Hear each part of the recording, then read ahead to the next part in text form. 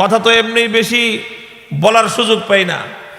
দু চারটা কথা যা বলি, এই একটা জাহেলিয়াতকে সমাজ থেকে বিদূরিত করবার একটা সংগ্রাম, একটা মিশন আর ভীষণ নিয়ে আমি এখন মাঠে কথা বলতেছি। এই সব তামসা যদি আপনারা বন্ধ না করেন, আমাদের মুখ বন্ধ করতে পারবেন না। আমরা আল্লাহর পয়গম্বরের পক্ষ থেকে দায়িত্বপ্রাপ্ত হয়ে কথা বলি।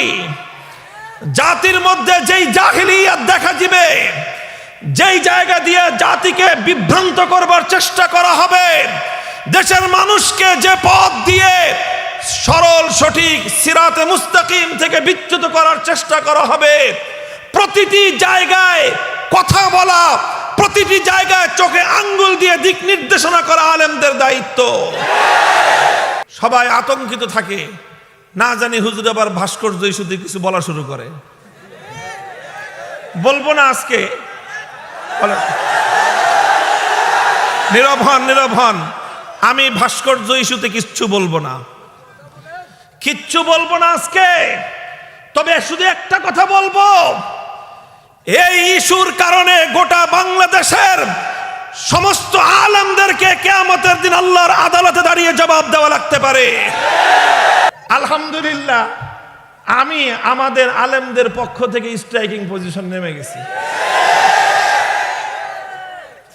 এখন আমি যেটাই দেখি অসঙ্গতি, ওটা সম্পর্কে আমি কথা বলি।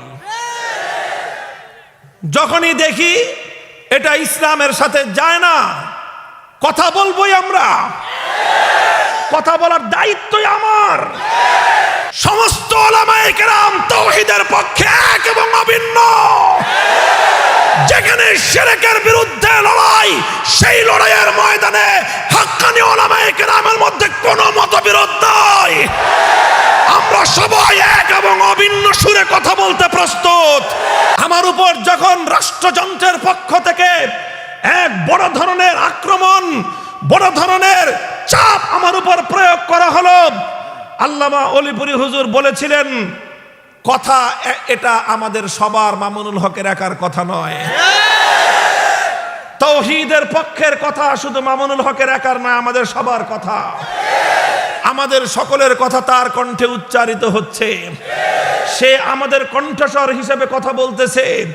কাজেই কেউ যদি মনে করে এটা মামুনুল হকের একার ব্যাপার, সে বোকার স্বর্গে বাস করে।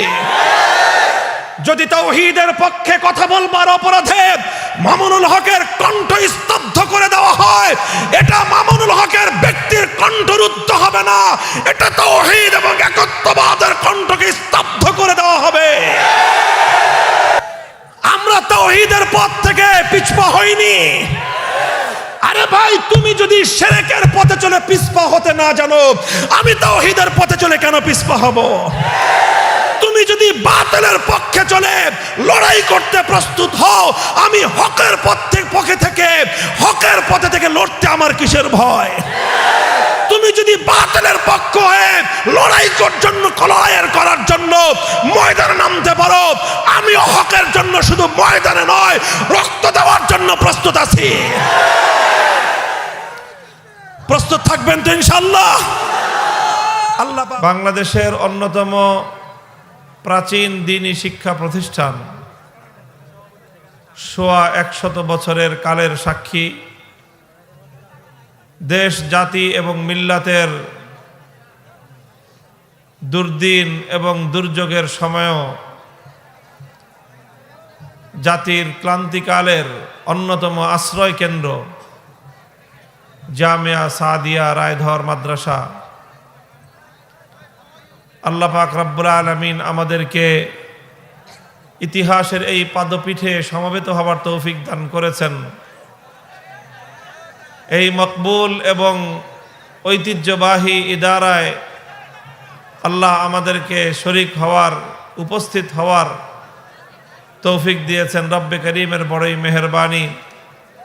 এই জন্য আল্লাহ রাব্বুল আলামিনের দরবারে কালেমাতুশ শুকরের হাদিয়া পেশ করি, আলহামদুলিল্লাহ।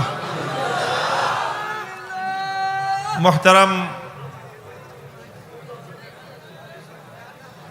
মুসলমান ভাই ও বন্ধুগণ, আপনারা দীর্ঘ সময় ধরে উলামায়ে কেরামের কথা শুনেছেন, ধৈর্য ধরে অপেক্ষমান আছেন।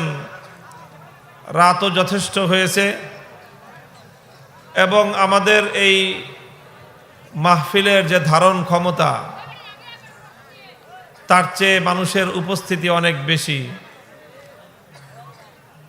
তো এই জন্য আপনাদের সকলের কষ্ট হচ্ছে। আপনারা কষ্ট করে এই মাহফিলে উপস্থিত হয়েছেন, এখানে উপস্থিত আছেন, কিছু দু চারটা কথা শুনবেন এই আশা নিয়ে আপনারা এখানে এসেছেন। আপনারা যদি প্রত্যেকে ছোট ছোট একটা করে কথা বলেন, এই হাজারো লক্ষ মানুষের ছোট ছোট কথাগুলো একত্রিত হয়ে অনেক বড় আওয়াজ হয়ে যায়। জুমার দিনের একটা মাসআলা আছে, জুমার খুতবা যখন চলতে থাকে তখন কারো জন্য কথা বলা নিষেধ, হারাম, জুমার খুতবার চলাকালীন সময়ে। এমনকি জুমার খুতবার সময়ে কেউ যদি আরেকজনকে এই কথা বলে, আনসিত ফাকাত লাগা, কেউ যদি আরেকজনকে এই কথাও বলে যে মিয়া চুপ করো, তো তার জুমাও নষ্ট, শেষ। বুঝাইতে পারি না এই কথাটা? আপনি যদি আরেকজনকে বলেন যে এই মেয়ে কথা বলতেছেন কেন, তাহলে এই যে আপনি যে বললেন কথা বলতেছেন কেন, যে আগে কথা বলছে তার জুমাও শেষ, আপনি যে বললেন আপনার জুমাও শেষ। তো এই জন্য আরেকজনকে এই কথা বলাও যাবে না যে ভাই কথা বলেন না, কারণ আপনি যখন আরেকজনকে কথা বলো না বললেন, তাতে আপনিও কথা বললেন। তো এই জন্য জুমার মাসালা হলো এটাই। তো মাহফিলেও আজকে অনেক মানুষ আছেন, কষ্ট হচ্ছে, যে যেইভাবে আছেন ঠিক ওইভাবেই অল্প সময় থাকেন, দীর্ঘ আলোচনা আমি করব না। আল্লাহ পাক রব্বুল আলামিন আপনাদের এই ইসলামের প্রতি, দ্বীনের প্রতি আপনাদের এই জজবা, এই ভালোবাসাকে আল্লাহ কবুল করেন। এটা আসলে আমাদের আল্লামা অলিপুরি হুজুর দামাত বারাকাতুহুল আলিয়া মঞ্চে উপস্থিত আছেন, আমি এসেছি, আপনারা আমাদের জন্য এখানে এসেছেন আমাদের সাথে দেখা করতে, সাক্ষাৎ করতে। কোন মুসলমান যখন দুইজন মুসলমান পরস্পর সাক্ষাতের জন্য একত্রিত হয়, তো এই সাক্ষাতের কারণে আল্লাহ পাক রব্বুল আলামিন তাদের অতীতের গুনাহ মাফ করে দেন। আর সাক্ষাৎটা যদি হয় আল্লাহকে ভালোবেসে, আল্লাহর দ্বীনের মহব্বতে। আমি তো বুঝি আপনারা যে আমাদেরকে মহব্বত করেন, আমাদের সাথে তো আপনাদের অন্য কোনো স্বার্থের সম্পর্ক নাই। আমাদেরকে মহব্বত করলে আমরা 2 টাকা আপনাদেরকে দিব না। দুনিয়াতে অনেক মানুষ টাকা দিয়ে লোক জমা করে, আমরা আমাদের এখানে মজমায় আসলে এখান থেকে টাকা দেওয়া হয় না, বরং এখানে টাকা দিয়ে যেতে হয়। তাহলে এখানে যে আপনাদের এই মজমা, এই জমায়েত, এটা তো কেবল এই উদ্দেশ্যেই যে আমাদের সম্পর্কের সূত্র হলো আল্লাহর দ্বীন। আল্লাহর দ্বীনকে কেন্দ্র করে আমাদের সাথে আপনাদের এই যে সম্পর্ক, আল্লাহর ওয়াস্তের সম্পর্ক, এই সম্পর্কটা আল্লাহর নিকট অনেক বড় মূল্যবান। 7 কিসমের 7 প্রকারের মানুষকে আল্লাহ রাব্বুল আলামিন কিয়ামতের দিন হাসরের ময়দানে আরশের ছায়ায় স্থান দান করবেন। তাদের মধ্যে এক শ্রেণী হলো ওয়ারাজুলানি তাহাব্বা ফিল্লাহি ইজতামাআ আলাইহি ওয়া তাফাররাকা আলাইহি, যে তারা একত্রিত হয়েছে কেন? আল্লাহকে ভালোবেসে। আবার যখন দিনের কাজ শেষ তখন আবার তারা যার যার ঘরে ফিরে গিয়েছে কেন? আল্লাহর দ্বীনের উদ্দেশ্যে, যে যা শিখলাম, যা শুনলাম সেটা গিয়ে সমাজে, নিজের জীবনে, পরিবারে বাস্তবায়ন করব ইনশাআল্লাহ। তাহলে এই উসিলায় আল্লাহ পাক আমাকে আপনাকে হাসরের দিন আরশের ছায়ায় আল্লাহ স্থান দান করবেন। মুহতারাম হাজিরিন, আল্লাহ পাক রব্বুল আলামিন আমাদেরকে আখেরি পয়গম্বরের উম্মত বানিয়েছেন। আল্লাহর পক্ষ থেকে যুগে যুগে নবী রাসূলগণ আগমন করেছেন এবং নবী রাসূলদের মাধ্যমেই বিশ্ব সভ্যতা বিনির্মিত হয়েছে। পৃথিবীতে মানবতা প্রতিষ্ঠিত হয়েছে নবীদের মাধ্যমে। পৃথিবীতে মানুষ হয়েছে নবীদের মাধ্যমে। পৃথিবীর সভ্যতা বিনির্মাণ হয়েছে নবীদের মাধ্যমে, এবং পৃথিবীর যাবতীয় উৎকর্ষতা এই সব কিছু আল্লাহ পাক রব্বুল আলামিন দুনিয়াতে তৈরি করেছেন, বিনির্মাণ করেছেন আম্বিয়া ইকরামের নেতৃত্বে। রাসূল আকরাম সাল্লাল্লাহু আলাইহি ওয়াসাল্লাম এক হাদিস ইরশাদ করেছেন, ইন্না বানি ইসরাঈলা কানাত তাসুসুহুমুল আম্বিয়াউ কুল্লামা হালাকা নাবিয়্যুন খালাফাহু আখার ওয়ালা নাবিয়্যা বাদি। আল্লাহর নবী বলেছেন, আগের যুগে বনি ইসরাইল এবং বনি ইসরাইল ছাড়াও অন্যান্য সম্প্রদায়ের মধ্যে জাতির নেতৃত্ব দিতেন নবীগণ। কারা নেতৃত্ব দিতেন? নবী আলাইহিমুস সালামগণ নেতৃত্ব দিতেন। হাদিসের ভাষ্য হলো তাসুসুহুমুল আম্বিয়া। তাসুসু অর্থই হলো সাসা ইয়াসুসু মিনাস সিয়াসাতি। সিয়াসাতুন অর্থই হলো জাগতিক নেতৃত্ব, শুধুমাত্র ধর্মীয় নেতৃত্ব নয়।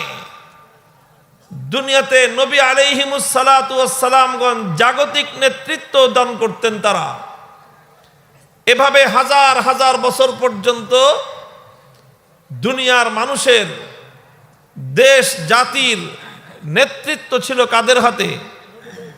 কাদের হাতে? নবীগণের হাতে, পয়গম্বরদের হাতে। কুল্লামা হালাকা নাবিয়্যুন খালাফাহু আখার। এক নবী দুনিয়া থেকে বিদায় নেওয়ার সাথে সাথে আল্লাহর পক্ষ থেকে আরেকজনকে নবুয়তের মাধ্যমে জাতির নেতৃত্বের দায়িত্ব তার হাতে সমর্পণ করা হতো। এইভাবে দুনিয়া চলেছে হাজার হাজার বছর পর্যন্ত। আস্তে আস্তে আখেরি নবী মুহাম্মদুর রাসূলুল্লাহ সাল্লাল্লাহু আলাইহি ওয়াসাল্লাম পর্যন্ত দুনিয়ার সভ্যতা অগ্রসরমান হয়েছে। আমাদের নবীর হাতে শুধু ধর্মীয় নেতৃত্ব ছিল তাই নয়, বরং আমাদের নবীর হাতেই পুরা উম্মতের সকল নেতৃত্ব ছিল। আমাদের নবী যেরকম মসজিদের মধ্যে ইমাম হিসেবে নামাজের নেতৃত্ব দিতেন, যুদ্ধের ময়দানে সালারে আজম প্রধান সেনাপতি হিসেবে তিনিই নেতৃত্ব দিতেন। আমাদের নবী যেরকম জুমার দিন মসজিদের মিম্বরের মধ্যে জাতিকে উদ্দেশ্য করে খুতবা দান করতেন, কোনো মামলা সংগঠিত হলে, কোনো অপরাধ সংগঠিত হলে প্রধান বিচারপতির আসনে বসে তিনিই বিচার করতেন। গোটা উম্মতের সকল নেতৃত্বের কেন্দ্রবিন্দু ছিলেন মুহাম্মদুর রাসূলুল্লাহ সাল্লাল্লাহু আলাইহি ওয়াসাল্লাম।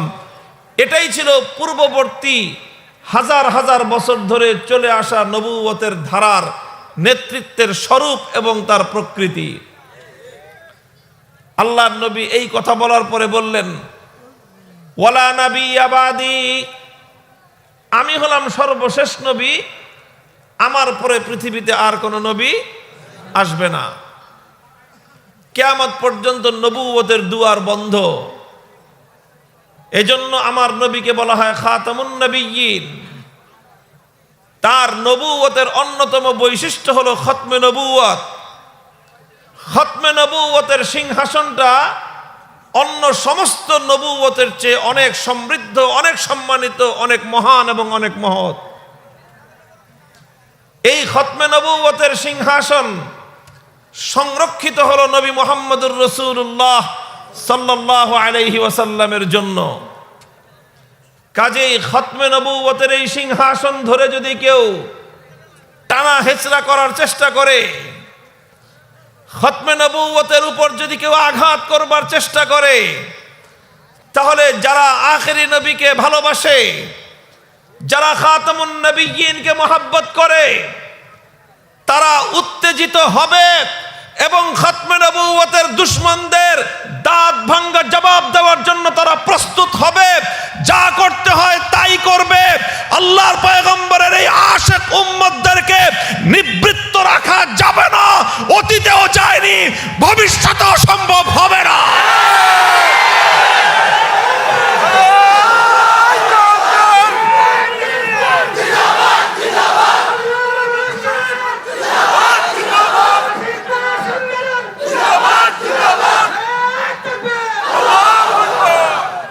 মুহতারাম হাজিরিন, সুতরাং আমরা এই কথা বারবার বলছি খতমে নবুয়তের বিষয়টা আমাদের ঈমানের বিষয়। খতমে নবুয়তের বিষয়টা আমাদের হৃদয়ের গভীরতার মহব্বতের জায়গা থেকে আমাদের আন্তরিক আবেগের বিষয়। কাজেই আমরা চাই যে আমাদের এই দেশে শান্তিপূর্ণ দেশ, সাম্প্রদায়িকতা মুক্ত দেশ, সাম্প্রদায়িকতা মুক্ত এ দেশে যেন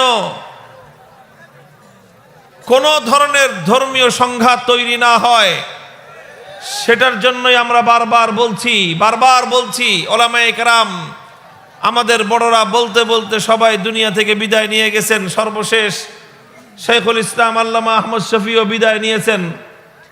কিন্তু খতমে নবুয়তের এই সিংহাসনের যে সংরক্ষণের যে দায়িত্ব, এটা আমাদের রাষ্ট্র গ্রহণ করতে ব্যর্থ হয়েছে। নিজের দেশকে ভালোবাসি এজন্য নিজের দেশ এবং নিজের রাষ্ট্রের এই ব্যর্থতা আমরা মানতে কষ্ট লাগে, আমাদের দুঃখ লাগে। আমাদের এই দুঃখ, আমাদের এই বেদনা, এটা রাষ্ট্রের প্রতি, দেশের প্রতি ভালোবাসার জায়গা থেকে আমরা এই বেদনা বলি। যাই হোক, আমি বলছিলাম তো আল্লাহর নবী বললেন, আমি হলাম সর্বশেষ নবী, আমার পরে আর কোনো নবী আসবে না।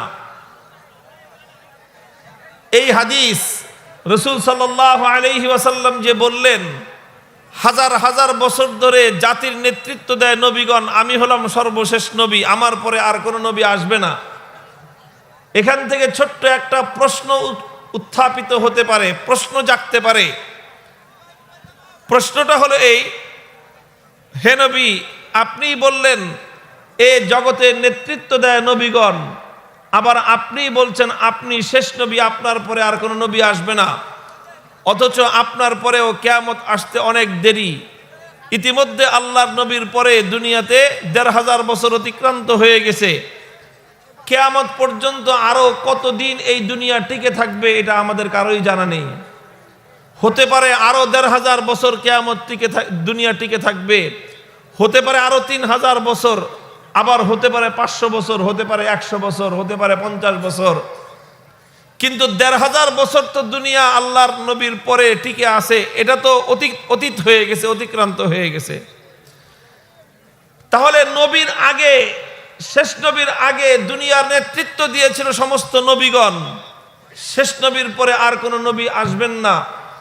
প্রশ্ন তৈরি হয়, তাহলে এই পৃথিবীর মানুষের নেতৃত্ব দিবে কারা? তাহলে প্রশ্নটা উঠে কিনা? শাইখুল হাদিস আল্লামা আজিজুল হক, আমার আব্বাজান মরহুম নওয়ারাল্লাহু মারকাদাহু, তিনি বলতেন, এই হাদিসের মধ্যে যেই প্রশ্ন উত্থাপিত হয়, সেই প্রশ্নের জবাব আল্লাহর নবী দিয়েছেন আরেক হাদিসের মধ্যে, আল উলামা ওয়ারাসাতুল আম্বিয়া ওয়া ইন্নাল আম্বিয়া আলাম ইউওয়ারিসু দিনারাও ওয়ালা দিরহামা ইন্নামা ওয়ারাসুল ইলম ফামান আখাযাহু আখাযা বিহাজ্জিন ওয়াফির। আল্লাহর নবী বলেছেন, যারা আলেম, যারা নিজেদের বক্ষে আল্লাহর কোরআন এবং নবীর সুন্নাহ তথা আসমানি ওয়াহির ইলমকে বক্ষে ধারণ করবে, তারাই হলেন সমস্ত নবীদের উত্তরাধিকারী, তারাই হলেন নবীদের স্থলাভিষিক্ত। এই হাদিসের মাধ্যমে আমরা আলেমরা মনে করি, এই কথা বলেন কেন? আপনাদেরকে না বললাম জুমার দিনের উপর আমল করতে? হাতের ইশারায় কাজ করেন, মুখ দিয়ে কেউ আরেকজনকে কোনো কথা বলবেন না। মুখ দিয়ে কথা বললে কিন্তু আপনারও আমল নষ্ট হয়ে যাবে। বুঝতে পারছেন কথা? এই কথা বলে কেন আবার? এই যে কথা বলবে মুখ চেপে ধরবেন একেবারে। আপনারা তো ঠিক বলতেছেন, তা আপনাদের মুখ চাপতে হবে আগে। কোনো সাউন্ড নেই, সাউন্ড শুধু একটাই হবে, একজনের বড়ত্বের স্লোগান হবে। কার? এছাড়া আর কোনো শব্দ নাই। কারো ব্যক্তির নামেও স্লোগান দিবেন না,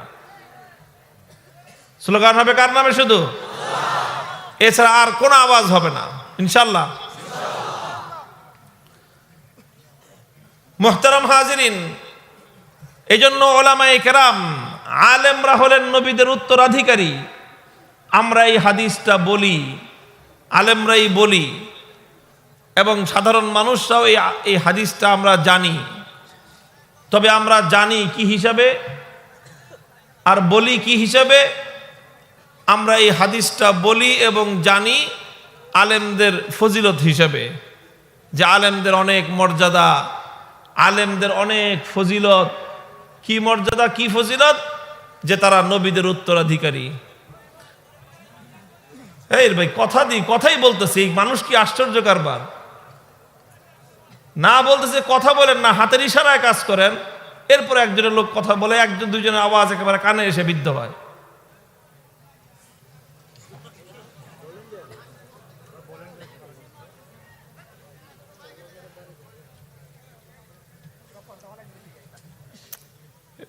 আপনি কথা বলতেছেন কি জন্য? আবার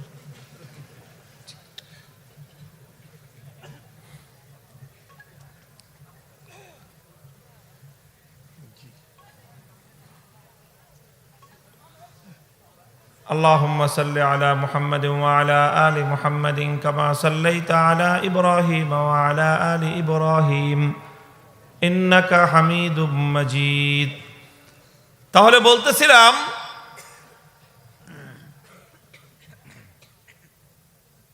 এই হাদিস যেখানে নবীদের উত্তরাধিকারী বলা হয়েছে আলেমদেরকে, এটা শুধুমাত্র আলেমদের ফজিলত আর মর্যাদার বিষয় নয়। হযরত শাইখুল হাদিস রাহমাতুল্লাহি আলাইহি বলতেন, এটা হলো আলেমদের দায়িত্ব এবং কর্তব্যের হাদিস।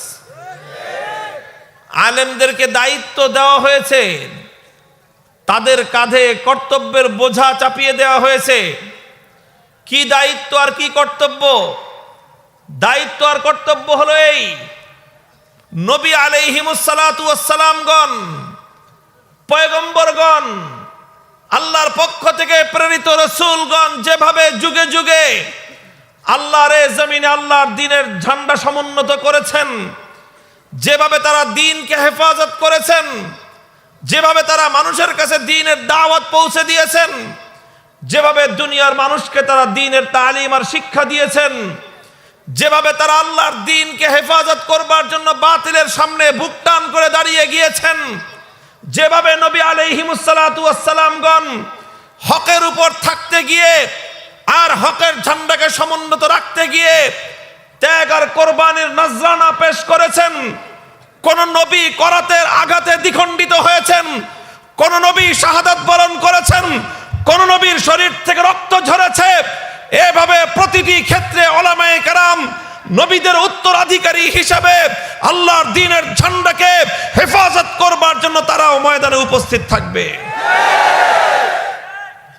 মুহতারাম হাজিরিন, সুতরাং উলামায়ে কেরাম তাদেরকেও আজ এই কথাটা বুঝতে হবে এবং সাধারণ ধর্মপ্রাণ মানুষদেরকেও আজকে এই কথাটা বুঝতে হবে।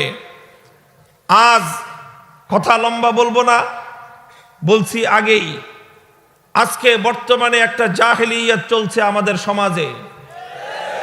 সেই জাহেলিয়াতটা সম্পর্কে আমি এখন দুই চারটা কথা যাই বলার বলি। কথা তো এমনি বেশি বলার সুযোগ পাই না, দু চারটা কথা যা বলি, এই একটা জাহেলিয়াতকে সমাজ থেকে বিদূরিত করবার একটা সংগ্রাম, একটা মিশন আর ভীষণ নিয়ে আমি এখন মাঠে কথা বলতেছি। সেই জাহেলিয়াতটা হলো আমাদের এই সমাজ আলেমদেরকে কিভাবে মূল্যায়ন করে আর এই সমাজ আলেমদের কাছ থেকে কি চায় সেই বিষয়ে। আমাদের সমাজ উলামায়ে কেরামকে বিয়ে পড়ানোর সময় কাজী হিসাবে, বিয়ে পড়ানোর হুজুর হিসাবে দেখতে পছন্দ করে। বিয়ে যদি কোনো কারণে গন্ডগোল লাগে, তালাক দেয়, তাহলে সেই তালাকের মাসলা জানার জন্য হুজুরে পছন্দ হয়। তাও সব সময় পছন্দ হয় না। 3 তালাক দিয়ে ফেলাইলে আর তখন আর হুজুরে ভালো লাগে না।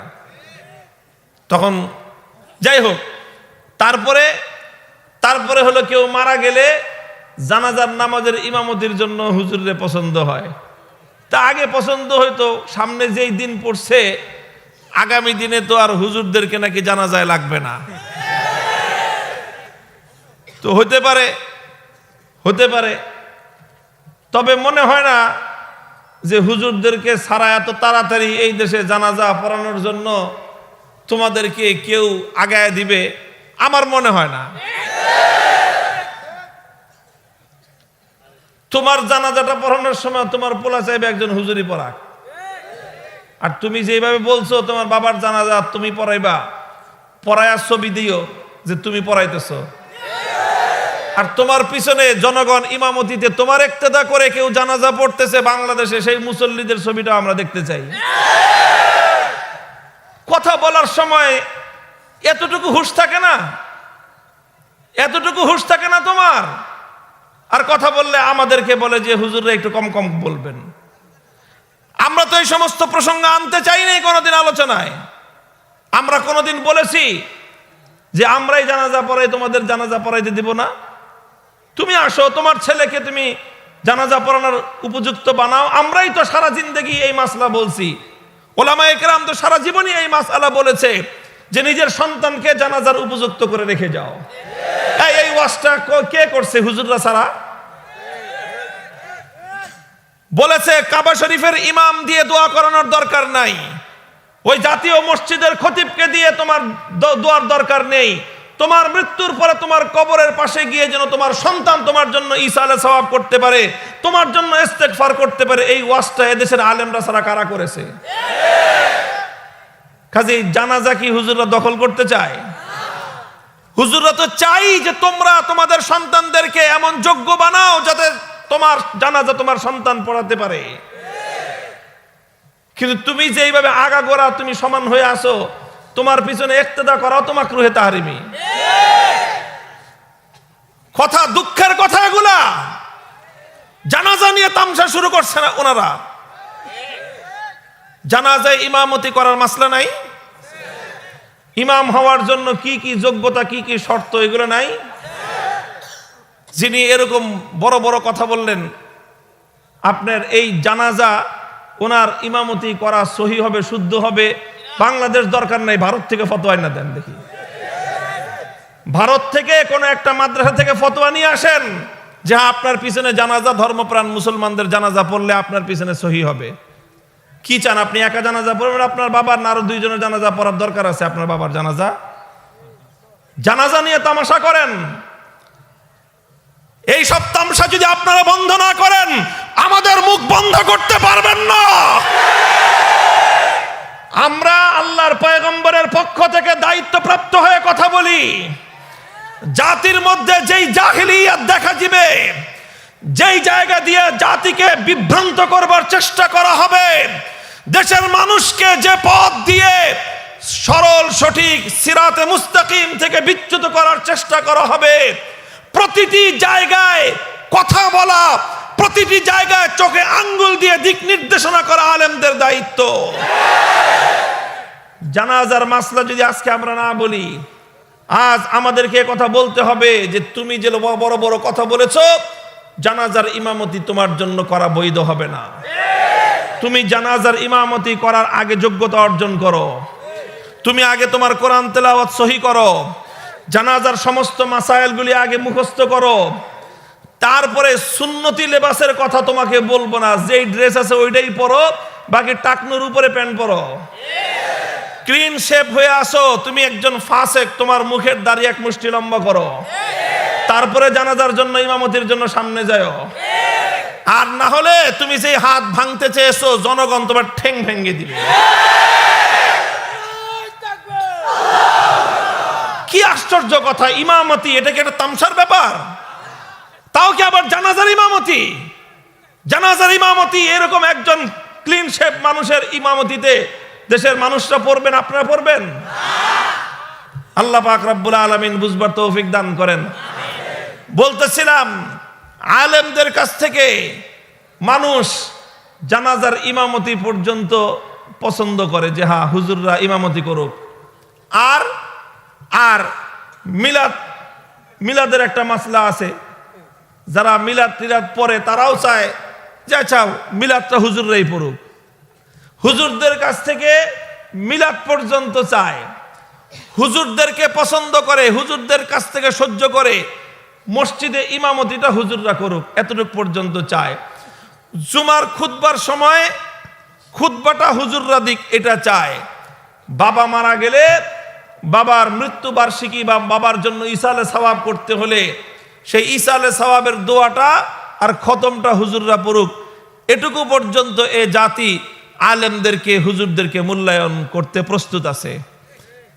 অথচ ওলামায়ে কেরামের দায়িত্ব শুধুমাত্র 5 ওয়াক্ত নামাজের ইমামতি করা নয়, ওলামায়ে কেরামের দায়িত্ব শুধুমাত্র দোয়ার খতম পড়া নয়, বরং ওলামায়ে কেরামের দায়িত্ব হলো ব্যক্তি, দেশ, জাতি যেথায় যেখানে যখনই কোরআন বিরোধী, ইসলাম বিরোধী, আল্লাহর হুকুম বিরোধী কোনো কার্যকলাপ হবে, গোটা দেশকে, গোটা জাতিকে সরল এবং সঠিক পথে পরিচালিত করবার জন্য যা যা করতে হয় প্রতিটি পদক্ষেপ গ্রহণ করা ওলামায়ে কেরামের জিম্মাদারি, আলেমদের দায়িত্ব আর কর্তব্য। আমি বিভিন্ন মাহফিলে একটা ঘটনার উদ্ধৃতি শোনাই। সহিহ বুখারী, সহিহ মুসলিম সহ সমস্ত হাদিসের কিতাবগুলোর মধ্যে ঘটনার উদ্ধৃতি বর্ণিত হয়েছে। খায়রুল কুরুন, সাহাবায়ে কেরামের সোনালী যুগের ইতিহাস। হযরতে আমির মুআবিয়া রাদিয়াল্লাহু তাআলা আনহু তিনি যখন খলিফাতুল মুসলিমিন, উম্মতে মুসলিমার 5ম খলিফা হিসেবে তিনি যখন খেলাফতের মসনদে সমাসীন, শাম ছিল আমির মুআবিয়ার রাজধানী। তিনি হজের সফরে এলেন মক্কা মদিনায়, মক্কা শরীফে হজ করে মদিনা শরীফে এলেন। ফাকাদ আলা মিম্বারি রাসূলিল্লাহি সাল্লাল্লাহু আলাইহি ওয়াসাল্লাম, মদিনায় এসে আল্লাহর নবীর মসজিদে নববীতে বসলেন। সেই মিম্বার যেই মিম্বারে আল্লাহর নবী বসতেন, ফাখরাজা কুবজাতাম মিন শারিন, মিম্বারে বসে হযরতে আমির মুআবিয়া রাদিয়াল্লাহু তাআলা আনহু এক মুষ্টি আলগা চুল, পর চুল তিনি বের করলেন। বের করে মদিনার মসজিদে নববীতে মিম্বারে রাসূলুল্লাহ সাল্লাল্লাহু আলাইহি ওয়াসাল্লাম আল্লাহর নবীর মিম্বারের উপর বসে প্রশ্ন করলেন, আইনা উলামাউকুম, আইনা উলামাউকুম, হে আলেম সমাজ, 100 বছরের এই ঐতিহ্যবাহী দ্বীনি এদারার কর্ণধার, এই এদারা থেকে 125 বছরে যে সকল আলেমরা তৈরি হয়েছেন, তাদের সন্তান, তাদের উত্তরসূরিরা এখানে আছেন। শুনে রাখেন, নবীর সাহাবী মুআবিয়া রাদিয়াল্লাহু তাআলা আনহু দেখলেন যে মদিনার বাজারের মধ্যে নিষিদ্ধ পণ্য বিক্রি হয়। কোন পণ্য? নিষিদ্ধ পণ্য। ইসলামের মধ্যে, ইসলামে আল্লাহর পয়গম্বরের স্পষ্ট হাদিস অনুযায়ী আলগা চুল ব্যবহার করা হারাম। লান আল্লাহুল ওয়াসিলাত ওয়াল মুস্তাওসিলাত। অনেকে টাক মাথা ঢাকার জন্য আলগা চুল লাগায়, আর মহিলারা তারা তাদের চুলের খোপা বড় করে দেখানোর জন্য আলগা চুল ব্যবহার করে। যাদের মাথায় চুল কম, বেশি চুল দেখানোর জন্য আলগা চুল ব্যবহার করে। আলগা চুল যদি আর্টিফিশিয়াল হয়, কি হয়? আর্টিফিশিয়াল বুঝেন? আর্টিফিশিয়াল মানে হলো আসল চুল না, বরং নকল চুল। এটা সুতা দিয়ে বানানো অথবা অন্য কোনো প্লাস্টিক দিয়ে বানানো, পাট দিয়ে বানানো, এরকম আর্টিফিশিয়াল যদি হয় তাহলে ক্ষেত্র বিশেষে নকল চুল ব্যবহার করা জায়েজ আছে। ক্ষেত্র বিশেষ মানে কোনো এক মেয়ে নিজেকে একটু সুন্দরী রূপসী করে সাজায়ে নিজের স্বামীর সামনে স্বামীর মন সন্তুষ্ট করতে চায়, তাহলে এটা তার জন্য জায়েজ। কিন্তু পাত্র দেখতে আসছে পাত্রী, এখন পাত্রীপক্ষ মাথার মধ্যে আলগা চুল লাগায় ধোকাবাজি করলো, প্রতারণা করলো, এটা হবে হারাম। এটা হলো আর্টিফিশিয়াল চুলের মাসলা। কিন্তু একজনের মাথার চুল কাটা হলে সেই চুল নিয়ে আরেকজনের মাথায় লাগানো, এখন তো আমাদের বাংলাদেশের, আগে শহরাঞ্চল ছিল, এখন তো গ্রামে গ্রামে বিউটি পার্লারের সরাসরি। আগে মেয়েরা নিজেরা সাজগোজ করলেই হইতো, এখন আর নিজেরা সাজগোজ করলে হয় না, এখন ওই একেবারে বিউটিশিয়ান দিয়ে সাজায় আনতে হয়। এই যে সাজগোজ করে এরা, এখানে বড় বড় চুল, মেয়েরা গিয়ে বব কাটিং করে, 1.5 হাতের লম্বা চুল, এটা কেটে 1 হাত কেটে খাটো করে নিয়ে আসে। ওই যে চুল যে কেটে রাখে, এই চুলগুলো কি করে জানেন? এই চুলগুলো বিউটি পার্লার থেকে বিক্রি হয়। এই চুলগুলো কিনে নিয়ে এটাকে সিস্টেম করে এগুলো আবার মার্কেটে বিক্রি হয়। যারা আলগা চুল ব্যবহার করে তারা ওই চুল কিনে এনে মাথায় লাগায়। এটা স্পষ্ট হারাম। আল্লাহর নবী বলেছেন, যে আলগা চুল নিজের মাথায় লাগাবে, যে আরেকজনের মাথায় লাগায় দিবে, দোনোটার উপর আল্লাহর পক্ষ থেকে অভিশাপ বর্ষিত হয়। তারা মালউন, তারা অভিশপ্ত। খবরদার এই কাজ কেউ কোনোদিন করবেন না। বলার উদ্দেশ্য ছিল এটা তো হারাম। হযরত মুআবিয়া রাদিয়াল্লাহু তাআলা আনহু মদিনায় এসে দেখলেন মদিনার বাজারে, মার্কেটে এরকম আলগা চুল বিক্রি হয়। আচ্ছা বলেন তো, মার্কেটে একটা জিনিস বিক্রি হয়, এর দ্বারা কি বোঝা যায়? কি বোঝা যায়? যে এটার কাস্টমার সমাজে আছে না নাই? কাস্টমার যদি না থাকে দোকানে মাল বিক্রি হবে? তাহলে আলগা চুল দোকানে বিক্রি হয় মানেটা কি? আলগা চুলের ব্যবহারকারী কাস্টমার মদিনাতে আছে, অথচ এই আলগা চুল ব্যবহার করা হারাম। তো হারাম জিনিস মার্কেটে বিক্রি হচ্ছে। খলিফাতুল মুসলিমিন আমির মুআবিয়া রাদিয়াল্লাহু আনহু তিনি এই প্রশ্ন করেন নাই যে মদিনার বাজার কমিটির সভাপতি কোথায়। উনি এটাও প্রশ্ন করেন নাই যে মদিনার বাণিজ্য মন্ত্রী কোথায়। প্রশ্ন এটা করেননি যে মদিনার আইন শৃঙ্খলা রক্ষাকারী বাহিনীর প্রধান কোথায়। প্রশ্ন করেননি মদিনার গভর্নর কোথায়, মদিনার ওয়ালি কোথায়। সর্বপ্রথম তার প্রশ্ন ছিল আইনা উলামাউকুম, হে মদিনার আলেমরা তোমরা কোথায়। কেন তিনি আলেমদেরকে জিজ্ঞাসা ডেকেছেন? এই বর্ণনা সহিহ বুখারী শরীফ সহ সমস্ত হাদিসের কিতাবগুলোর মধ্যে বর্ণিত হয়েছে। ব্যাখ্যাকারগণ লিখেছেন, মুআবিয়া রাদিয়াল্লাহু আনহু বিমাহজারিম মিনাস সাহাবা, শত শত সাহাবায়ে কেরামের উপস্থিতিতে আইনা উলামাউকুম, আলেমদেরকে জবাবদিহিতার কাঠ গড়ায় দাঁড় করিয়ে তাদের কাছ থেকে জানতে চান, বলুন আপনারা জীবিত থাকতে মদিনার বাজারে হারাম পণ্য কেন বিক্রি হবে? মদিনার বাজারে হারাম পণ্য বিক্রি হয়, অথচ উলামায়ে কেরাম মদিনা শহরে আছেন। কিয়ামতের দিন আল্লাহর কাছে আপনাদেরকে এর জন্য জবাব দিতে হবে। মুহতারাম হাজিরিন, ব্যাপারটা অনেক জটিল, বুঝবার বিষয়। এই সমাজে যত অপরাধ সংগঠিত হয়, প্রত্যেকটা অপরাধের জন্য আল্লাহর কাছে আর কারো জবাব দিতে হোক বা না হোক, আলেমদেরকে জবাব দিতে হবে। সমাজে মাদক বিক্রি হয়, আল্লাহ জিজ্ঞাসা করবেন আলেমদেরকে, তোমরা আলেমরা থাকতে সমাজে মাদক বিক্রি হলো কেন? আলেমরা থাকতে ফেনসিডিল বিক্রি হলো কেন? আলেমরা থাকতে ইয়াবা এর চোরাচালান কেন সমাজে আসলো? কেন সমাজের মধ্যে ইয়াবা মানুষ সেবন করলো? মানুষ কেন মাদক সেবন করলো? আলেমরা থাকতে সমাজে কেন জুয়ার আড্ডা বসলো? আলেমরা থাকতে সমাজে কেন মদের আসর জমলো? আলেমরা থাকতে কেন সমাজের মধ্যে অশ্লীল নৃত্য আর গানের আড্ডা বসলো? আলেমরা থাকতে কেন সমাজের মধ্যে ক্ষুধাদ্রোহিতা হলো? আলেমরা থাকতে কেন সমাজে রাস্তার মোড়ে মোড়ে ইসলাম বিরোধী, তাওহীদ এবং একাত্মবাদ বিরোধী শিরকি সংস্কৃতি প্রতিষ্ঠিত হলো? আলেমরা থাকতে কেন আল্লাহর জমিনে আল্লাহর দ্বীনের বিধান লঙ্ঘিত হলো? আর কাউকে জবাব দিতে হোক বা না হোক, কিয়ামতের দিন আলেমদেরকে জবাব দিতে হবে।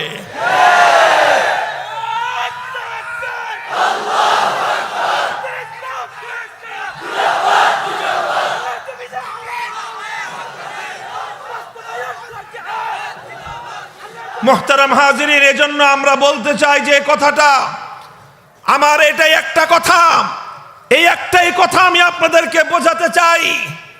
আমরা কথা বললে অনেকে রাগ করেন, অনেকে রাগ করেন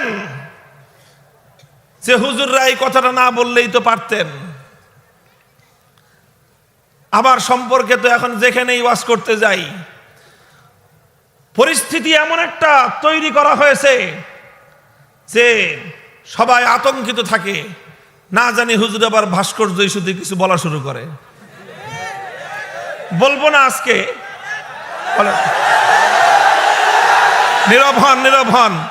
আমি ভাস্কর্য ইস্যুতে কিচ্ছু বলবো না, কিচ্ছু বলবো না আজকে। তবে শুধু একটা কথা বলবো, এই ইস্যুর কারণে গোটা বাংলাদেশের সমস্ত আলেমদেরকে কিয়ামতের দিন আল্লাহর আদালতে দাঁড়িয়ে জবাব দেওয়া লাগতে পারে।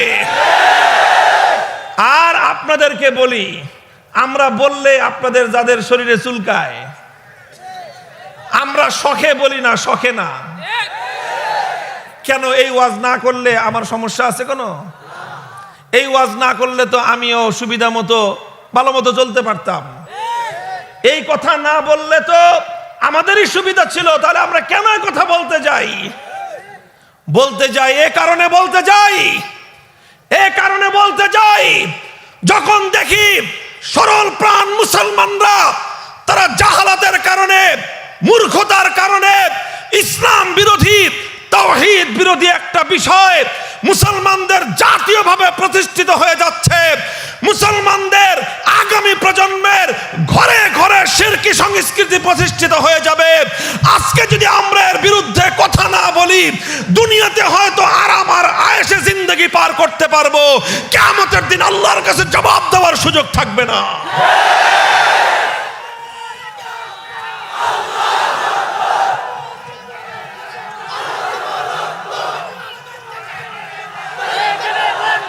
মুহতারাম হাজিরিন, আরেকটা কথা আমি আপনাদেরকে বলি, আলহামদুলিল্লাহ ইসলামের অনেকগুলো কাজ আছে, ইসলামের অনেকগুলো কাজ আছে। খুব মৌলিক কথা একটা, অনেকগুলো মৌলিক কাজ আছে। ইসলামের একটা গুরুত্বপূর্ণ কাজ হলো তালিম। কোরআন সুন্নাহর সহি তালিম সমাজের মধ্যে থাকতে হবে, না হলে সমাজে সহি ইসলাম থাকবে না। সহি তালিম, সহি এলেম, এটা হলো ইসলামের একটা মৌলিক কাজ। আরেকটা মৌলিক কাজ হলো ইসলামের দাওয়াত এবং তাবলীগ। ইসলামের সঠিক প্রচার থাকতে হবে, ইসলামের সহি দাওয়াত মানুষের কাছে পৌঁছাতে হবে। ইসলামের আরেকটা মৌলিক কাজ হলো আমর বিল মারুফ এবং নাহি আনিল মুনকার। অন্যায় হতে দেখলে নীরব থাকা যাবে না। মান রাআ মিনকুম মুনকারান ফালইয়ুগাইয়িরহু বিয়াদিহি ফাইন লাম ইস্তাতি ফাবিলিসানিহি। মুসলিম সমাজের মধ্যে যদি কোনো অন্যায় হতে দেখো, আল্লাহর নবী যা বলছেন ওটা যদি বলি সহ্য করতে পারবে না এই দেশ আর এই সমাজ। নবীজি বলছে অন্যায় হতে দেখলে ভেঙ্গে গুড়িয়ে চুরমার করে দিবে। যদি ভাঙতে না পারো তাহলে অন্তত মুখে বলবে। আমরা তো ভাঙ্গা শুরু করি নাই। যদি আল্লাহর পয়গম্বরের হাদিসের প্রথম ক্যাটাগরি আমল শুরু করতাম, তাহলে আপনাদের কি অবস্থা হইতো চিন্তা করে দেখেন। ইসলাম থেকে, আল্লাহর নবীর সহি আদর্শ থেকে কতটা দূরে আমরা আছি, সমাজ কতটা দূরে আছে। মুহতারাম হাজিরিন, আমর বিল মারুফ নাহি আনিল মুনকার, অন্যায় কাজে বাধা দেওয়া, শুধুমাত্র নসিহতের কথা বলা হয়নি এখানে। অন্যায় কাজে বাধা দেওয়া, প্রয়োজনে শক্তি প্রয়োগ করে অন্যায়কে প্রতিহত করা, প্রতিরোধ করা, এটাও ইসলামের একটা গুরুত্বপূর্ণ কাজ। আমরা যারা আলেম সমাজ, আমরা হলাম ওয়ারাসাতুল আম্বিয়া। আমাদের কাজ হলো দলবদ্ধভাবে, সম্মিলিতভাবে পূর্ণ আলেমরা, আলেম সমাজ জাতিগতভাবে, জামাতগতভাবে, সমস্ত আলেমরা জামাতগতভাবে ইসলামের সকল কাজগুলোকে সুন্দরভাবে সুচারুরূপে পরিচালনা করা। কথাটা বুঝলেন? যেমন একটা মৌলিক বড় কাজ যদি করতে হয়, মনে করেন শত্রুপক্ষের সাথে সেনাদল যুদ্ধ করে, অথবা একটা এলাকায় আইন শৃঙ্খলা রক্ষা করার জন্য আইন শৃঙ্খলা রক্ষাকারী বাহিনী আছে না নাই? কোথাও কোনো একটা অপরাধ সংগঠিত হবে, পুলিশের কাছে আগাম ইনফরমেশন গেছে, এখন পুলিশ সেই অপরাধটা দমন করার জন্য, বন্ধ করার জন্য পদক্ষেপ নেবে কি নেবে না? একটা অপারেশনে যাবে পুলিশ, তো পুলিশরা কি করে? একটা সিস্টেম আছে। অপারেশনে যেতে হলে পুলিশের মনে করেন একটা দল 15 জন, 20 জন, 25 জন মিলে অপারেশনটা করবে, সেই অপরাধটাকে দমন করবে, অপরাধীকে পাকড়াও করবে। তো সব 25 জন পুলিশ গিয়ে একসঙ্গে একজন অপরাধীর উপর ঝাঁপায়া পড়ে না। তারা কি করে? ভাগ ভাগ করবে। কিছু পুলিশ, কিছু জন, কয়েকজন পুলিশ তারা থানায় থাকবে, যে থানাকে নিরাপদে রাখতে হবে। এখান থেকে যদি প্রয়োজন হয় তাহলে তাদেরকে আবার তাদের সহযোগিতায় যেতে হবে। কয়েকজন থাকবে চতুর্দিকে নজরদারি করার জন্য, যে কোনো দিক থেকে যেন অপরাধী পালিয়ে যেতে না পারে, অথবা বাইরে থেকে যেন কোনো অপরাধী এসে নতুন করে এই অপরাধীর সাথে যুক্ত হয়ে পুলিশের উপর অ্যাটাক এবং আক্রমণ করতে না পারে। কয়েকজন থাকবে চতুর্দিকে নজরদারি করার জন্য। তারপরে অল্প 2-3 জন থাকবে, তারা মূল অপরাধীকে ধরবার জন্য যাবে। যে প্রথমে একজন টার্গেট থাকবে, সে সর্বপ্রথম গিয়ে অপরাধীকে আক্রমণ করবে, বাকি 2 জন তাকে সহযোগিতা করবে। এইভাবে একটা অপরাধীকে ধরবার জন্য 25 জন পুলিশের একটা টিম যদি তৈরি হয়, সবাই গিয়ে কিন্তু অপরাধীর উপর ঝাঁপায়ে পড়ে না, ঝাঁপায়ে পড়বে একজন। কিন্তু এই অপারেশনটা সাকসেস করার জন্য 25 জনকে যাকে যেখানে দায়িত্ব দেওয়া হয়েছে, প্রত্যেকে যদি সেই দায়িত্বটা পালন করে, তাহলে অপারেশনটা সফল এবং সাকসেসফুল হবে। কথা বলেন? আরেকটা দৃষ্টান্ত দেই, দিলে বিষয়টা খুব ভালো করে বুঝে আসবে আপনাদের। এটাই আমার সর্বশেষ কথা। এখন তো আলেমুল আমাদেরকে একজনে বলছে না আসো, বলছে না? মাশাআল্লাহ, আমাদের আবার আরেক হুজুরও আছেন, মুশতাক ফয়জি সাহেব হুজুর, উনিও কইছে আইও খেলা হইব। খুব ভালোই কইছে। তো এই খেলার বিষয় দিয়ে একটা দৃষ্টান্ত দেই। ছোটকালে খেলাধুলা আমরাও করেছি, আর খেলাধুলার কিছু বিষয় বুঝিও। শহর অঞ্চলে বড় হয়েছি তো, এই যে ফুটবল খেলা হয় না, ফুটবল খেলার মধ্যে আন্তর্জাতিক রুল অনুযায়ী এক একটা দলে কয়জন প্লেয়ার থাকে? 11 জন করে প্লেয়ার থাকে। 11 জনের মধ্যে একজন থাকে গোল পোস্টে, আর ফিল্ডে থাকে 10 জন। এই যে 10 জন যে ফুটবল খেলে বিপক্ষ দলের বিপক্ষে, 10 জন কিন্তু সবাই এক পজিশনে খেলে না, কয়েক রকম পজিশন আছে। কখনো 4-4-2 পদ্ধতিতে খেলা হয়, কখনো 4-3-3 পদ্ধতিতে খেলা হয়, কখনো 5-4-1 পদ্ধতিতে খেলা হয়। খেলার বিভিন্ন কৌশল আছে। 4 জন থাকে ডিফেন্সে, তারা আত্মরক্ষা করে। বিপক্ষ দলের যা গোল দেওয়ার চেষ্টা, এই 4 জন তারা ঠেকায়, আত্মরক্ষা করে। আর 4 জন থাকে তারা মিডফিল্ডে খেলে, মাঝ মাঠে থাকে, মাঝ মাঠে নিজেদের নিয়ন্ত্রণ রাখার জন্য। আর 2 জন থাকে, এরা খালি বিপক্ষ দলের গোল পোস্টে কেমনে বল ঢুকানো যায় সেই চেষ্টা করে। এটা হলো 4-4-2 পদ্ধতি। যদি গোল 2টা দিয়ে সারছে এক পক্ষ, এখন চিন্তা করে আর গোল দেওয়ার দরকার নাই, এখন কোন রকম বাঁচায় ডিফেন্সিভ খেলা দরকার। তখন করে কি, তখন 10 জনের মধ্যে 7 জনই চলে আসে ব্যাকে, আর 3 জন খালি কোন রকম ওখান দিয়ে খেলে। কারণ এখন তাদের গোল দেওয়ার এখন কি দরকার? ঠেকানো দরকার। বিভিন্ন কৌশল আছে না খেলার। আচ্ছা, এখন দেখেন, যখন আপনি খেলতেছেন বিপক্ষ দলের সাথে, তো কিছু লোক 4 জন ডিফেন্সে আছে, তারা আত্মরক্ষা করতেছে। 4 জন মধ্য মাঠে আছে, এরা মাঝ মাঠটাকে নিয়ন্ত্রণ করতেছে। আর আপনার গোল পোস্টে খালি বল কিক করতেছে, গোল দেওয়ার চেষ্টা করতেছে কয়জন? 2 জন। কখনো কখনো শুধু 1 জন থাকে, এরা কি কয়? বুঝেন না কথা? কি বলে? স্ট্রাইকার 1 জন থাকে, কোথাও কোথাও 2 জন থাকে। তো এই যে স্ট্রাইকার 1 জন আর 2 জন, এরাই কিন্তু বিপক্ষ দলরে গোল দেওয়ার চেষ্টা করে। এখন বিপক্ষ দল যদি মনে করে যে আমাদের বিরুদ্ধে শুধুমাত্র স্ট্রাইকারটাই খালি আমাদের বিরুদ্ধে, আর বাকি 10টা তো ভালোই, কি বলেন? বাকি 10টার সাথে তো আমাদের কোনো শত্রুতা নাই, খালি এই ব্যাটাই আমাদের গোল পোস্টে এসে গোল দেওয়ার চেষ্টা করতেছে, হিসাবটা কি ঠিক হইলো?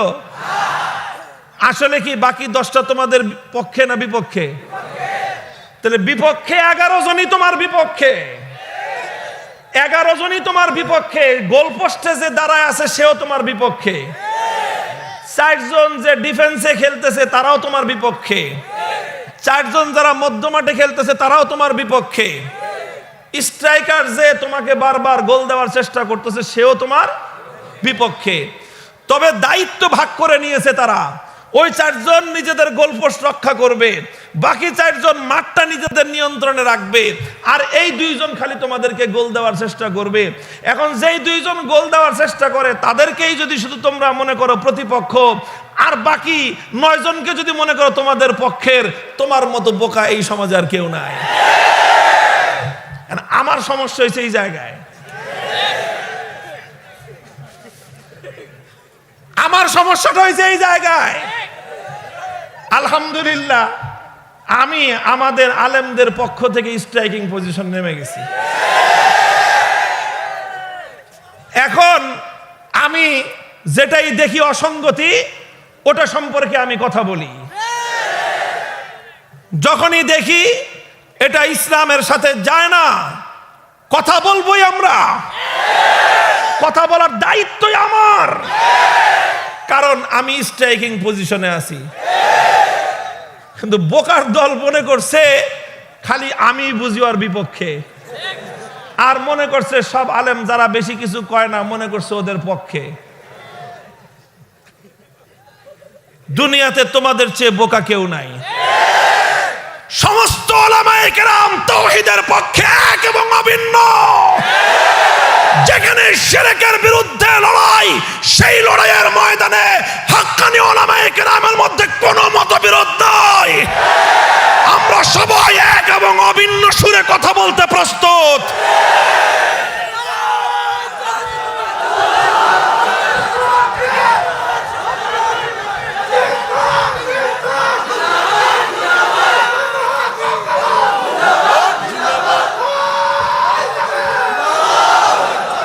কাজেই শুধুমাত্র 1-2 জনকে টার্গেট করে লাভ নাই।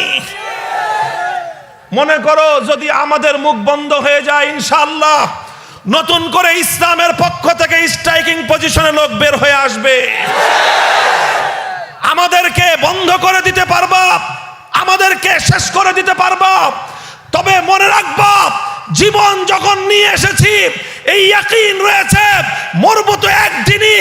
হায়াত যতটুকু আল্লাহর পক্ষ থেকে এসেছে, 1 মুহূর্ত হায়াত থাকা পর্যন্ত, 1 সেকেন্ডের হায়াত বাকি থাকা পর্যন্ত আমার এই জীবনের প্রদীপ নিভিয়ে দেওয়ার ক্ষমতা পৃথিবীর কারো নাই।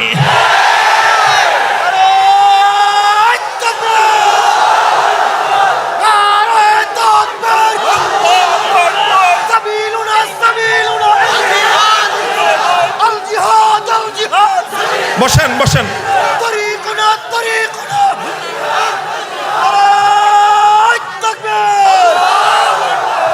মুহতারাম হাজিরিন, এই যে আমাদের উলামায়ে কেরামকে লক্ষ্য করে বলতেছি, এই যে আপনাদেরকে আমি একটা কথা দৃষ্টান্তের মাধ্যমে বললাম, আমাদেরকে কিন্তু 11 জন, অর্থাৎ আমরা গোটা দেশের সকল আলেমদেরকে চিন্তা এবং দর্শনের দিক থেকে নিজেদের মধ্যকার সমন্বয় আমাদেরকে রক্ষা করে চলতে হবে।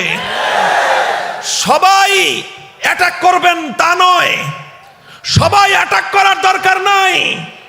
মঞ্চে যেই বসবেন সেই মামুনুল হকের মতো কথা বলার দরকার নাই। কিছু উলামায়ে কেরাম আপনারা ইসলামের ডিফেন্স করেন, আপনারা তালিমের কাজ নিয়ে আসেন মাদ্রাসাগুলোকে ডিফেন্স। ইসলামের দুর্গ হলো এই মাদ্রাসাগুলো। মাদ্রাসাগুলোর তালিমের উপর কোনো প্রভাব যেন তৈরি না হয়, সহি তালিমকে হেফাজত করেন। কিছু উলামায়ে কেরাম সহি মানহাজের নসিহতের নিয়তে দাওয়াতের কাজ করেন। তারা মাঠ, দাওয়াতের মাঠ ইসলাম এবং উলামায়ে কেরামের হাতে রাখেন, আর আমাদের মতো 1-2 জনকে ছেড়ে দেন, আমরা কথা বলতে থাকি। আপনারা কি করবেন? আপনাদের কাজটা কি? আপনাদের কাজ হলো ওটাই, মুনাজিরে ইসলাম আল্লামা নুরুল ইসলাম অলিপুরি হাফিজাহুল্লাহ তাআলা ওয়া রাআহ, আল্লাহ পাক হযরতের হায়াতকে উম্মতের জন্য দীর্ঘায়িত করে দেন। হযরতের জুবানে আল্লাহ আরো বরকত দান করেন। হযরতের ইলমে আল্লাহ রাব্বুল আলামিন বহু বহু বরকত দান করেন। হযরতের একটা কথা আমাকে লক্ষ্য করে বলেছিলেন, আমাকে লক্ষ্য করে নয়, সেই কথাটা আমি আজকে শোনাচ্ছি আপনাদের কাছে, গোটা উম্মতের উলামায়ে কেরামকে আগামী দিনের থেকে সবক নেওয়ার জন্য। যখন আমি একটা হক কথা বললাম, আর আমার ওই হক কথাটার কারণে আমার উপর যখন রাষ্ট্রযন্ত্রের পক্ষ থেকে এক বড় ধরনের আক্রমণ, বড় ধরনের চাপ আমার উপর প্রয়োগ করা হলো, আল্লামা অলিপুরি হুজুর বলেছিলেন, কথা এটা আমাদের সবার, মামুনুল হকের একার কথা নয়। তাওহীদের পক্ষের কথা শুধু মামুনুল হকের একার নয়, আমাদের সবার কথা। আমাদের সকলের কথা তার কণ্ঠে উচ্চারিত হচ্ছে। সে আমাদের কণ্ঠস্বর হিসেবে কথা বলতেছে। কাজেই কেউ যদি মনে করে এটা মামুনুল হকের একার ব্যাপার, সে বোকার স্বর্গে বাস করে। যদি তাওহীদের পক্ষে কথা বলবার অপরাধে মামুনুল হকের কণ্ঠ স্তব্ধ করে দেওয়া হয়, এটা মামুনুল হকের ব্যক্তির কণ্ঠরুদ্ধ হবে না, এটা তাওহীদ এবং একত্ববাদের কণ্ঠকে স্তব্ধ করে দেওয়া হবে।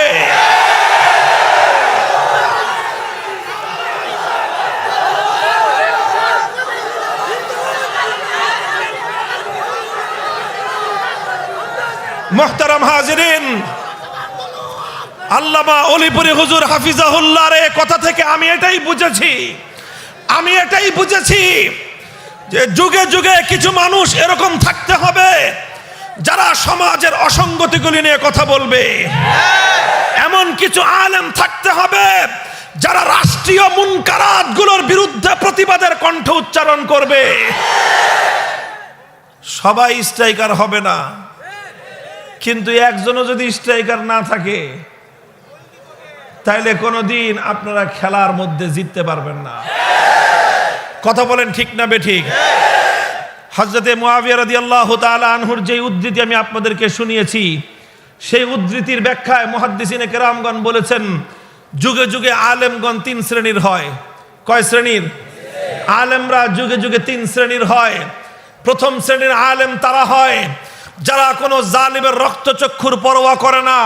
প্রথম শ্রেণীর আলেম তারা হয় যারা ইসলামের বিপক্ষে যে কোনো কাজ হতে দেখে, সেই কাজ যত বড় শক্তিধর কোনো পক্ষই করুক না কেন, দুনিয়ার কোনো শক্তির পরোয়া তারা করে না।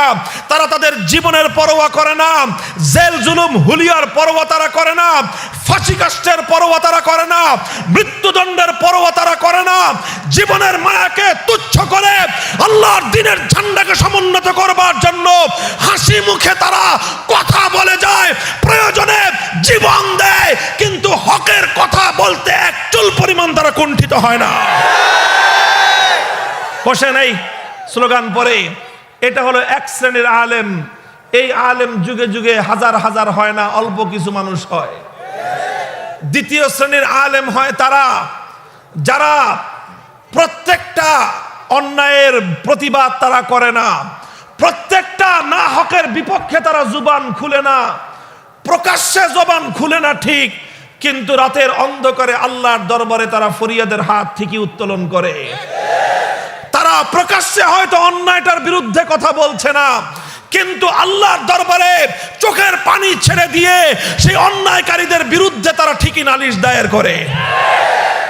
এটা হলো দ্বিতীয় শ্রেণীর আলেম সমাজ। তিন নম্বর আরেকটা শ্রেণী থাকে, এটা হলো হাতে গোনা অল্প কিছু বিপদগামী, অল্প কিছু থাকে বিপদগামী, সব যুগেই এরা ছিল। এদেরকে বলা হয় উলামায়ে সু। এদের সম্পর্কে আল্লাহর পয়গম্বর বলেছেন, উলামা উ জামানিহিম শাররু মান তাহতা আদিমিস সামা। আসমানের নিচে জমিনের উপরে সবচেয়ে নিকৃষ্টতম প্রাণী হলো তারা যারা এক ধরনের আলেম। এরা কারা? এই আলেমরা কারা? এই আলেমরা হলো তারা যারা ইশতারাউ বিআয়াতিল্লাহি সামানান কালিলা, তারা দুনিয়ার নিজস্ব ব্যক্তিগত সামান্য একটু স্বার্থ উদ্ধার করবার জন্য আল্লাহর দ্বীনের স্বার্থকে জলাঞ্জলি দেয়, নিজের ব্যক্তিগত হালুয়া রুটি অর্জন করবার জন্য ইসলামের বিপক্ষে তারা ষড়যন্ত্র করে, নিজেদের ব্যক্তিগত স্বার্থ আর ধান্দা উদ্ধার করবার জন্য সময়ের কোন ইসলামের বিরুদ্ধাচরণকারীকে তারা তলে তলে সহায়তা করে। এই হলো তিন শ্রেণীর আলেম। মুহতারাম হাজিরিন, প্রথম শ্রেণীর আলেম যুগে যুগে অল্প কিছু হয়। ইমামে আজম আবু হানিফা রাহমাতুল্লাহি আলাইহি হকের পথে অটল থাকতে গিয়ে সেই যুগে কারাগারে বিষ প্রয়োগ করে তাকে হত্যা করা হয়েছে। ইমামে আহমদ ইবনে হাম্বল রাহমাতুল্লাহি আলাইহি হকের ঝান্ডা সমুন্নত করবার জন্য সেই যুগে তাকে কারাগারের অন্ধকার প্রকোষ্ঠে নিক্ষিপ্ত হতে হয়েছে। প্রতিদিন তার শরীরের মধ্যে ব্যত্যাঘাত করে করে রক্ত ঝরানো হয়েছে। ইমাম ইবনে তাইমিয়া রাহমাতুল্লাহি আলাইহি সেই যুগে জালেমের মোকাবেলা করে জুলুম এবং নিগ্রহণের শিকার হয়েছেন। আরো বহু আগে ইমামে বুখারী রাহমাতুল্লাহি আলাইহি হকের ঝান্ডা সমুন্নত করতে গিয়ে নিজের দেশ থেকে দেশান্তরিত হয়েছেন। মুহাদ্দিসে আজম সুফিয়ানে সাউরি রাহমাতুল্লাহি আলাইহি হকের ঝান্ডা সমুন্নত করতে গিয়ে এলাকা ছাড়তে বাধ্য হয়েছেন। এভাবে আস্তে আস্তে আমাদের যুগ পর্যন্ত শাইখুল হিন্দ মাহমুদ হাসান দেওবন্দি রাহমাতুল্লাহি আলাইহি বাতিলের মোকাবেলা করতে গিয়ে মাল্টার আন্দামান দ্বীপের কারাগারে তাকে বন্দিত্ব বরণ করতে হয়েছে। শাইখুল ইসলাম হুসাইন আহমদ মাদানী রাহমাতুল্লাহি আলাইহি হকের ঝান্ডা সমুন্নত করতে গিয়ে জালিমের কারাগারে তাকে বন্দী হতে হয়েছে। শাইখুল হাদিস আল্লামা আজিজুল হক রাহমাতুল্লাহি আলাইহি হকের ঝান্ডা সমুন্নত করতে গিয়ে বাতিলের সঙ্গে টক্কর দিতে গিয়ে তিনবার বারবার কারাবরণ করতে হয়েছে। মুজাহিদে ইসলাম শাইখুল হাদিস আল্লামা জুনায়েদ বাবু নগরী আল্লাহর পয়গম্বরের ইজ্জতের হেফাজতের আন্দোলনকে সরবুলন্দ করবার জন্য, ঝান্ডা সমুন্নত করবার জন্য কারাগারে বন্দিত্ব বরণ করে চরম নির্যাতন স্বীকার করে জীবনকে ঝুঁকির মুখে ফেলতে হয়েছে। মুফতি ফজলুল হক আমিনী রহমতুল্লাহ আলাইহি হকের ঝান্ডা হেফাজত করতে গিয়ে কারাগারে বন্দিত্ব বরণ করে দুর্ভোগ নির্যাতন স্বীকার করে তিলে তিলে শাহাদাতের তোকে তাকে বরণ করতে হয়েছে। ইমামে আজম থেকে শুরু হয়েছিল, জুনায়েদ বাবু নগরী পর্যন্ত চলছে, কিয়ামত পর্যন্ত উম্মতের আলেমদের একটা শ্রেণী থাকবে তারা জীবন দিতে রাজি হবে, রক্ত দিতে প্রস্তুত হবে, দেশ ছাড়তে প্রস্তুত হবে, কারাবরণ করতে প্রস্তুত হবে, কিন্তু হকের জন্য মাথা নত না করে তারা বাতিলের সামনে মাথা নত করতে প্রস্তুত হবে না।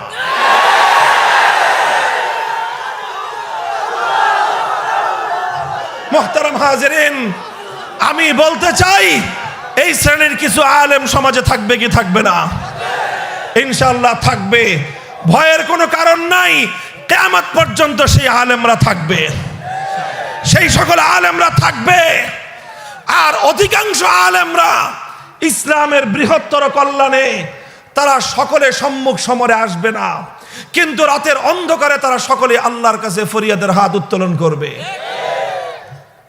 এই যে দেখতেছেন পরিস্থিতি, যা আমি তো এটা সচক্ষে দেখেছি, দেখছি আজকে আমার বাংলাদেশের বাস্তব চিত্র।